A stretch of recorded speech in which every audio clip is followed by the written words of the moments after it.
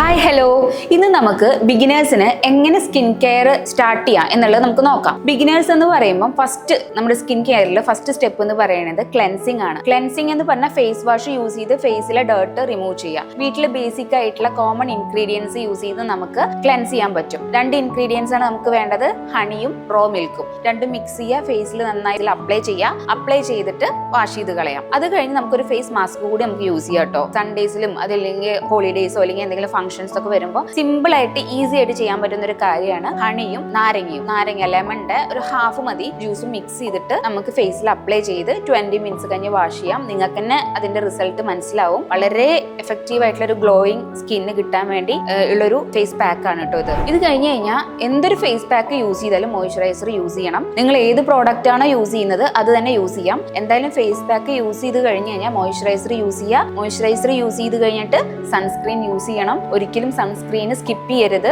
നമ്മുടെ എന്തായാലും sun tan അല്ലെങ്കിൽ സ്കിന്ന് ഡാമേജ്ഡ് ആവുന്നതിന് ഏറ്റവും വലിയൊരു പ്രൊട്ടക്ഷൻ തരുന്ന ഒരു പ്രോഡക്റ്റ് തന്നെയാണ് സൺസ്ക്രീൻ എന്ന് പറയുന്നത്. എല്ലാവരും ഈ ബേസിക് ആയിട്ടുള്ള സ്റ്റെപ്സുകൾ വീട്ടിൽ ഫോളോ ചെയ്യുക. പുറത്തു പോകുമ്പോഴും ഫോളോ ചെയ്യുക. ഇതുപോലെയുള്ള ഇൻട്രസ്റ്റിംഗ് ആയിട്ടുള്ള വീഡിയോസ് ആയിട്ട് നമുക്ക് നെക്സ്റ്റ് ഡേ കാണാം. ബൈ.